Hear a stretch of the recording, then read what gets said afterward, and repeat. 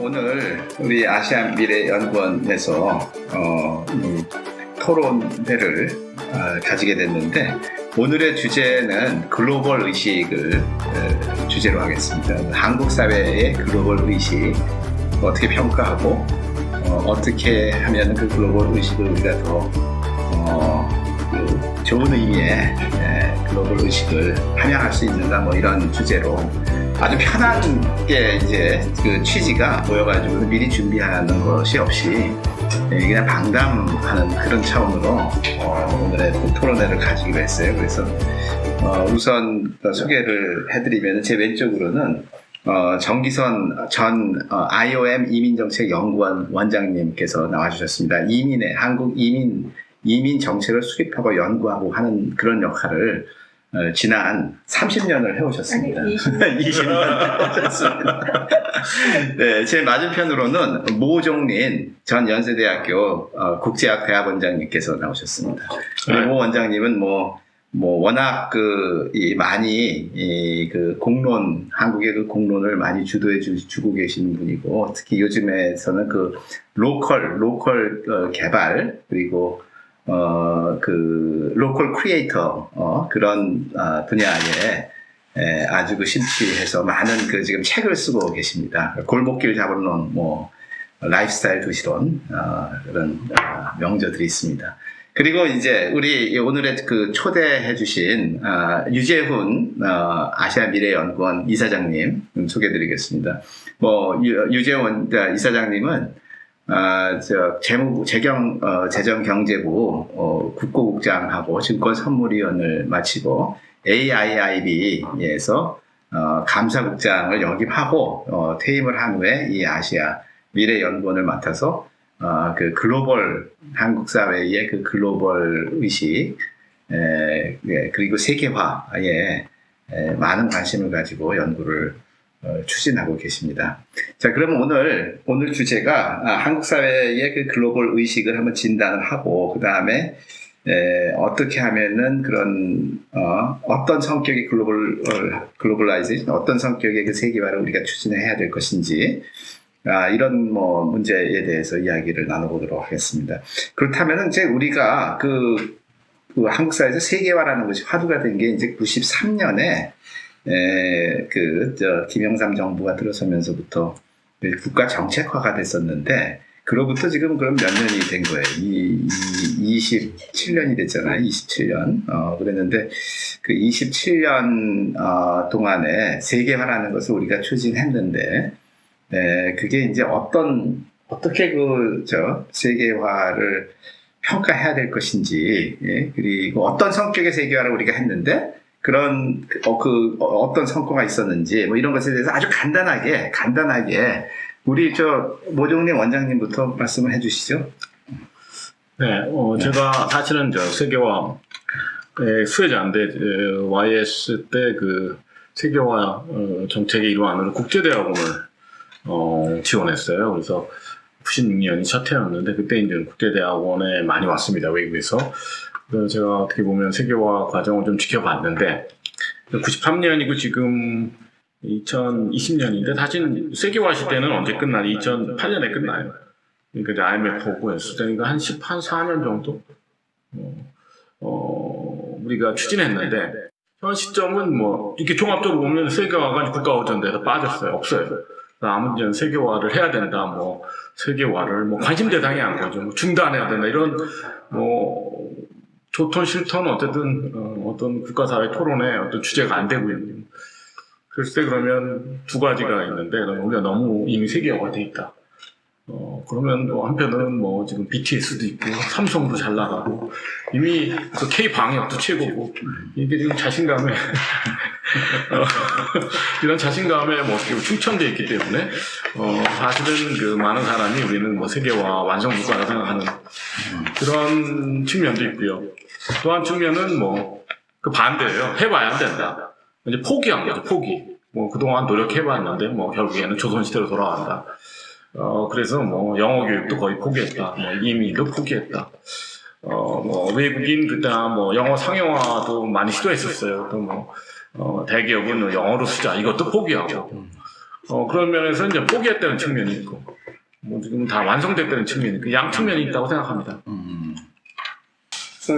정기성 원장님 간단하게 또 그간의 우리 세계화에 대해서 한번 진단을 해주시면. 93년에 세계화가 시작됐다 하니까 저는 이제 번뜩 머리에 드는 거가 93년에 우리가 공식적으로 산업연수생제가 시작됐던 해이거든요.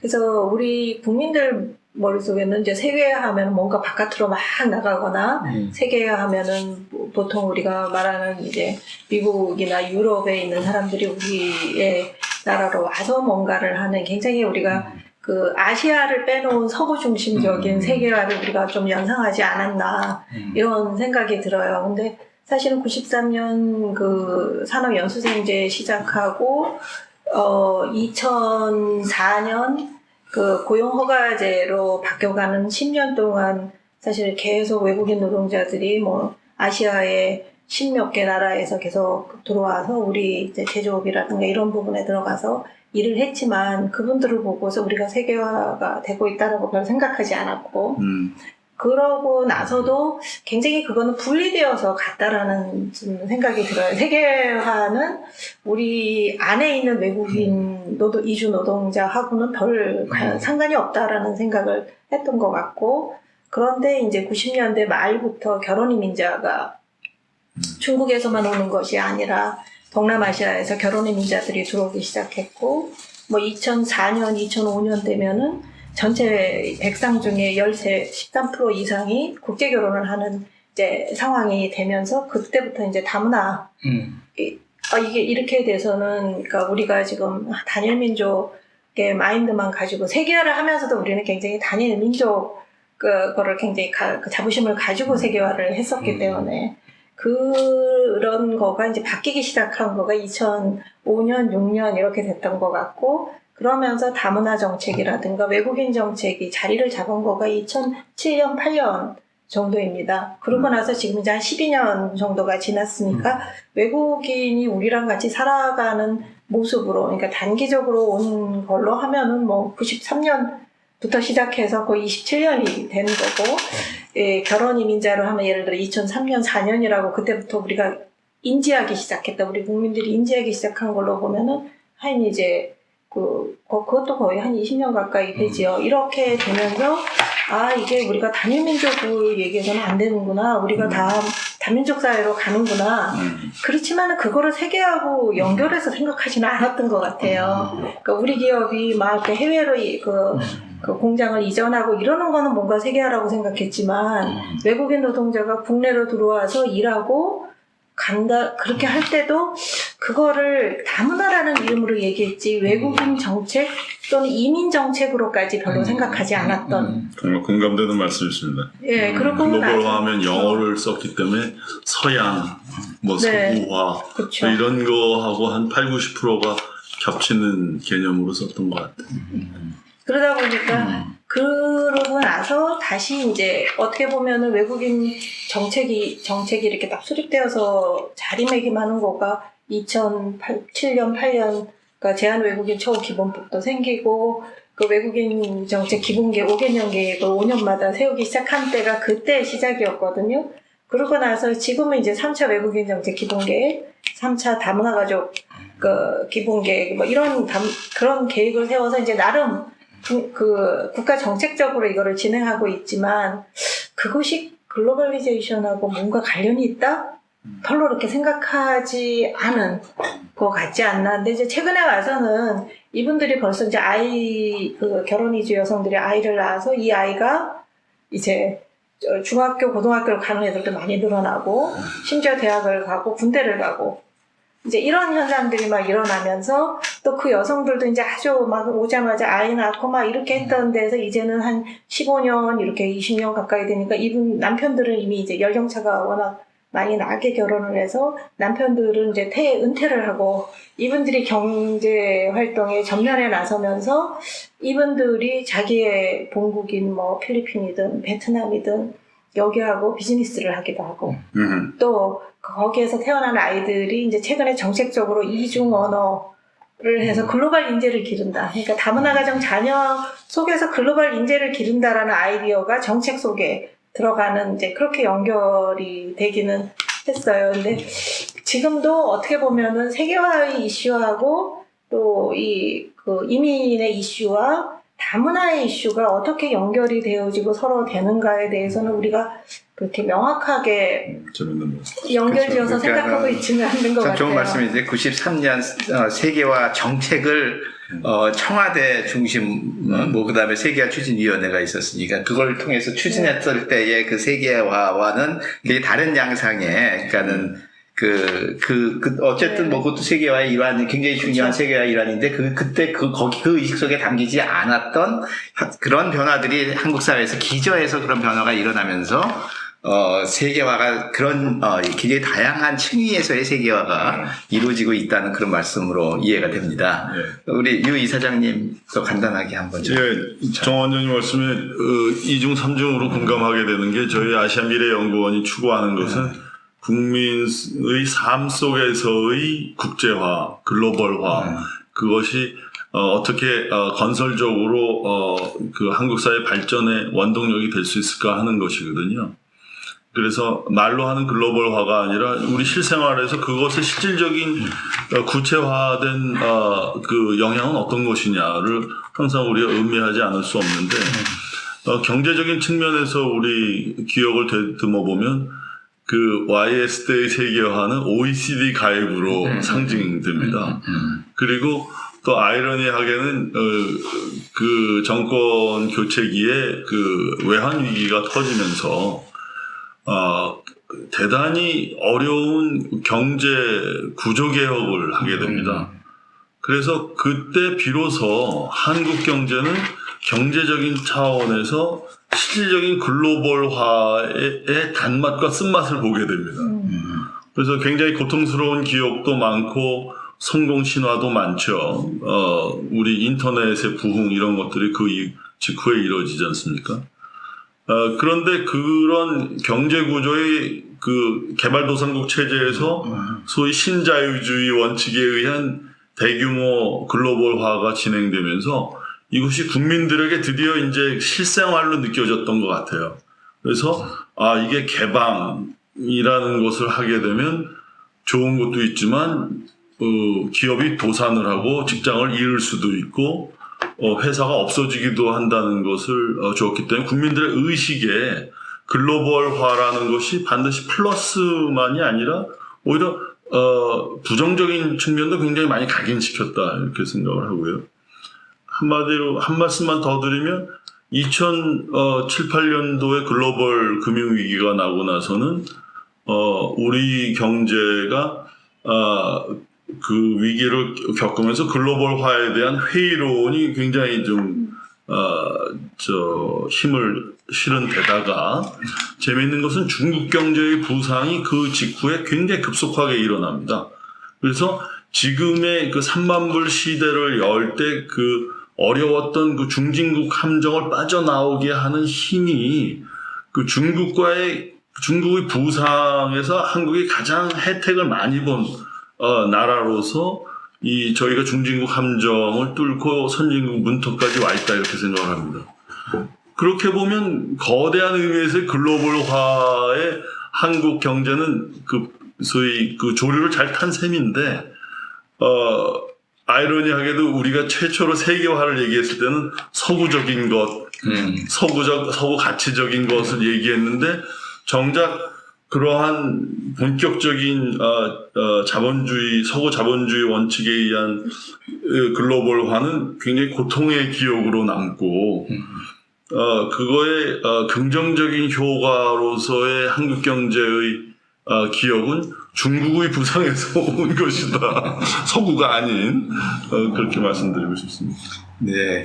근데 그러면은 우리가 이제 글로벌 의식 이제 오늘의 주제가 그냥 글로벌 의식이니까 그러면은 그러니까는 우리가 지금까지 그 지난 27년 뭐 그 세계화가 화두가 된 때부터 이제 생각을 하면은 그 27년 동안에 추진했던 그러니까 정부가 의도적으로 추진했던 세계화가 있다 그러면은 그게 뭐 그거 자체가 부족한 면은 있지만 미흡한 면은 있지만은 그거 자체가 잘못됐다라고 볼 수는 없을 것 같고 또한 불가피한 면이 또 있었던 그런 것이라고 일단 전제를 하고 거기에 대해서 평가한다고 그러면은 뭐 그건 또 얼마든지 많은 말을 할 수 있겠지만은 그 전제로 하고 그러면은 한국 사회가 이제 그 좀 더 개방되고 국제적으로도 조금 오픈 마인드 되고 뭐 이런 차원에서 글로벌 의식이라는 것을 우리가 생각을 한다 그러면은 어떤 점에서 우리가 그런 것들이 좀 부족하다. 또 여러 분야에서 지금 일을 하시면서 그런 느끼는 점들이 있을 텐데 그런 것에 대해서 한번 좀 진단 차원에서 좀 재미있는 얘기가 있으면은 좀 그런 이야기도 좀 해주시고 또 우리 두 분 다, 세 분 다 이 정말 글로벌 이 무대에서 이제 활동을 하셨고 우선 우리 모종린 원장님은 우리 그 국제대학 우리 연세대학교가 국제화에서 좀 앞서 있는 대학인데, 거기서 또 뭐 동의하실지 모르겠습니다만은, 그래서 이 언더우드 국제대학을 만드는 과정에서 큰 역할을 했기 때문에, 특히 이제 국제처장을 지내셨잖아요. 그래서 그런 면에서 굉장히 좀 느낀 것도 많이 있을 텐데, 한번 먼저 말씀해 주시겠습니까? 뭐 종합적으로 보면 우리가 잘하는 것도 있고 못하는 것도 있고 이제 후퇴한 면도 있고 한데 그래 그냥 한마디로 보면 우리 목표가 뭔지 우리가 결국에는 우리 세계화를 해서 뭘 하고 싶은지에 대한 어떤 논의가 필요한 것 같아요. 그러니까 뭐 물질적인 면도 있고 뭐 어떻게 보면 어떤 수단적인 면도 있고 한데 저는 좀 안 되고 있다고 전반적으로 생각을 해요. 전반적으로 우리가 갈 길이 멀다는 게 저의 솔직한 평가인데, 그 이유가, 가장 큰 이유가 과연 한국이 존경받는 나라냐는 거죠. 그러니까는, 우리는 그렇게 자신감에 차 있지만, 어떻게 보면 국제적인 평가는 굉장히 냉정하다. 특히 저는 지도자나 어떤 정책에 대한 게 아니고, 과연 한국에서 살고 싶은지가 중요한 거 아니에요. 그러면, 아까 우리 이민정책 얘기도 있지만, 사실은 한국에 와서 살고 싶은 사람이 거의 없다고 보면 돼요. 우리가 원하는 인재들은. 그죠? 이게 현실이. 살고 싶은 사람도 없고, 와서 한국을 방문해도 일만큼 나면 가려고 그러지, 여기도 며칠도 안 있으려고 하는 게 현실이에요. 그 정도로 우리나라가 사실은 아직까지 이렇게 삶의 질에서 높은 나라도 아니고, 근데 개방성 이런 거 다 연결된 거고, 정규 여건이 이렇게 우월한 나라도 아니고, 재밌는 나라도 아니고, 그런 관점에서 봐야 된다고 생각해요. 그러면 그게 사실 그러면 그게 왜 필요하냐면 또 그런 궁극적 경제 문제인 거죠. 이제 외국인 인재, 우리가 글로벌 인재를 유치하기 위해서는 사실은 우리가 매력적인 라이프 스타일이라든가, 삶의 질을 제공해야 되는데, 그런 면에서는 우리가 아주 매우 부족하다고 생각합니다. 그러니까 저는 그렇게 시작하면 좀 얘기가 되는 것 같아요. 그러면 우리가 뭘 해야 되는지. 근데 요즘 한국에서 K-팝 붐 때문에 전 세계에서 한국에 관심을 가지고 우리 유학생들 보면은 한국어를 다 K-팝을 통해 가지고선 보고선 와서 한국어를 구사를 하는 유학생들도 있고 외국 유학생들이요. 그리고 또 이 코로나 사태를 지나면서 한국이 안전하다고 생각을 하니까 더 와서 한국에 와서 살고 싶어하는 그건 굉장히 표피적인 관찰입니까? 저는 이제 표피적인 거죠. 그러니까 표피적인 거고 일단 와서 그게 이제 정규로 연결되는 경우 거의 없고 기본적으로 이제 우리가 관심이 있으니까 그건 좋은 거예요. 연세대학교 혜택을 많이 받아요. 그래서 서머스쿨 하던 외국인 교환학생 프로그램 운영하던 학생들이 많이 오니까 그건 좋은데 그럼 그게 이제 어떻게 보면 장기적으로 우리가 어떤 국가 경제 차원에서 우리의 어떤 인재로서 우리가 핵심 인재로 활용하느냐는 다른 문제잖아요. 그럼 그게 안 되는 이유는 삶의 질도 삶의 질이지만 우리나라 어떤 전반적인 조직의 어떤 개방성, 어떤 그 사람들의 어떤 여기에 어떤 그런 물리적인 기회가 별로 부족한 거라고 저는 생각해요. 우리가 아직 폐쇄적이라고. 그리고 일단 처음에 들어가도 전부 다 비정규직으로만 들어가요. 취직을 하더라도 한국에. 정규직으로 취직을 안 시키고, 공무원도 정규직 임용 안 시키고, 선생님도 교사로도 임용 안 시키고. 그러니까 이런 측면이 심각한 거예요. 물리적인 어떤 제약이. 그렇지만 더 중요한 건 그렇게 한국이 이렇게 살기 좋은 나라라고 보기 어려운 거죠. 네, 그러고 보니까는 이 한국에서 가장 국제화가 앞서 있는 대학이 연세대학이라고 할 수 있는데 외국인이 그 교무위원을 그 아주 뭐 언더우드 뭐 이런 세대는 뭐 그거는 뭐 차치적 그 뭐 그건 좀 다른 얘기고 교무위원을 맡는 그 처장 국제처장을 뭐 맡는 그것도 의미 없어. 총장이 총장. 근데 뭐 총장이 돼야 되는데 의미가 있는데 뭐 그거는 연세대학교는 아다시피 뭐 외국인뿐만 아니라 국내 사람도 특정 학교만 나와야지 총장이 되니까 그런 뭐 아주 정당하게 그렇죠. 끝도 한도 없는 얘기이기 때문에 그런 기본적인 게 안 돼 있기 때문에 우리가 뭐 지금 우리가 원하는 게 뭔지에 다르지만 궁극적으로 우리가 글로벌 인재를 한 게 유치하겠다고 하면 갈 길이 멀다. 여러 가지 요소. 예, 우리 근데 이제 정 원장님도 사실은 그러니까 아까 말씀드렸던 것처럼 그러니까 2차, 3차 외국인 정책을 5개년 계획을 이제 3차 계획까지 하면서도 항상 캐치플레이로 내거는 거가 우수 인재 유치. 그렇죠. 그러니까 그 국가 경제에 도움을 주기 위해서 우수 인재를 적극 유치하겠다. 그리고 정책에 그걸 굉장히 전면에 내세워 있어요.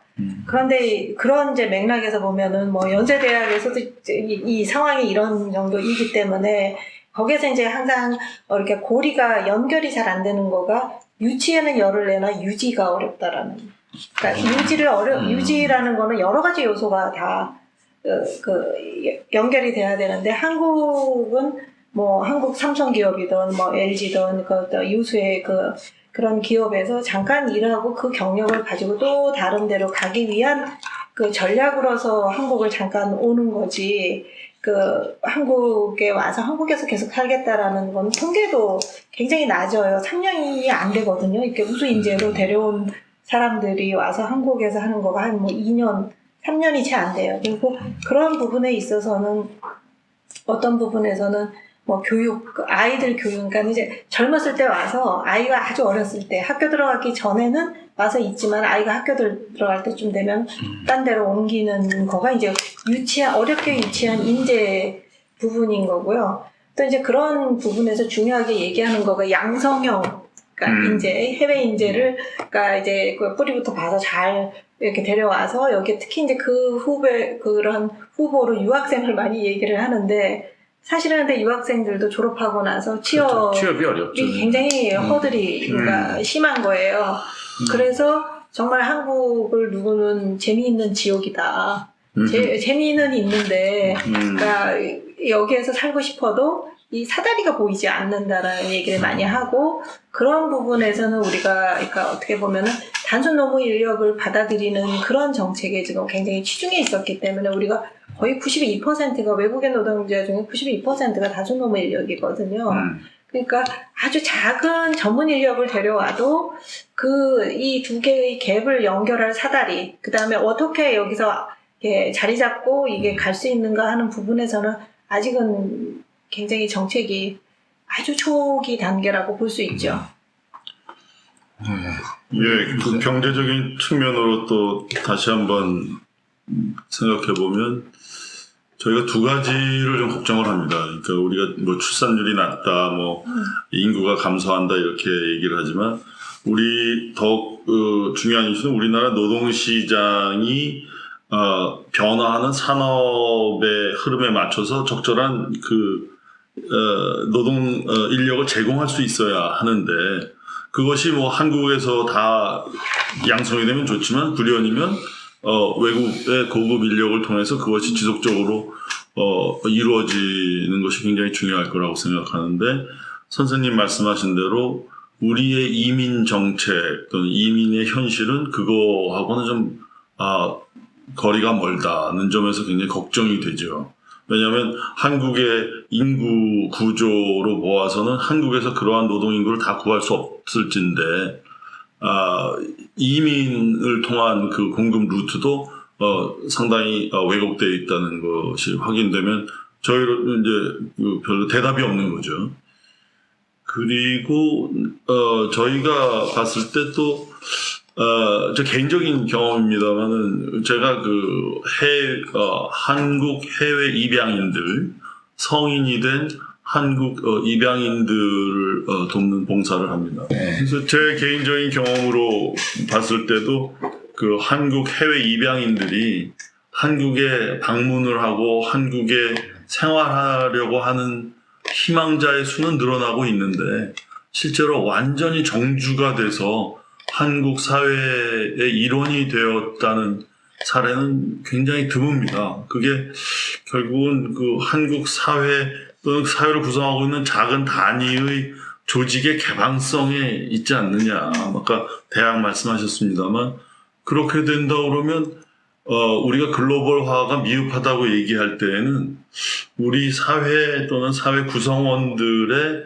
개방성의 부족 그렇게 한번 전치를 해서 얘기해 볼 수도 있지 않을까. 그래서 제가 재밌는 에피소드를 좀 얘기를 해드리면은 제가 어느 대학이라고 얘기는 안 하겠는데 한국에서 아주 권위 있는 대학에서 정말 권위 있는 세계적인 학자를 초빙을 했어요.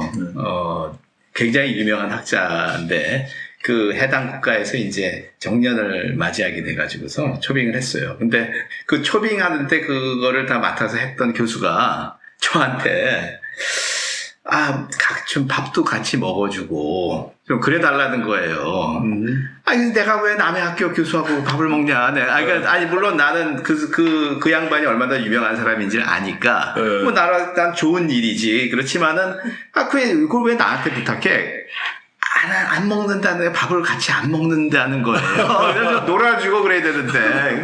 그러니까는 외국인 교수가 와가지고 우선 유명한 사람을 불러놔도 너무나 외로운 거고 같이 얘기할 사람도 없고 이런 같이 밥도 안 먹고 이런 분위기 그러다 보니까는 우리 외국인이 익스팻 커뮤니티가 그냥 익스팻 커뮤니티 이 자체로 그냥 그 안에서 사람들이 그냥 교류할 뿐이지 이렇게 그걸 넘어서서 이렇게 교류하는 것이 극히 적지 않는가 하는 생각이 들거든요. 그래서 제가 좀 우려하는 게 이런 겁니다.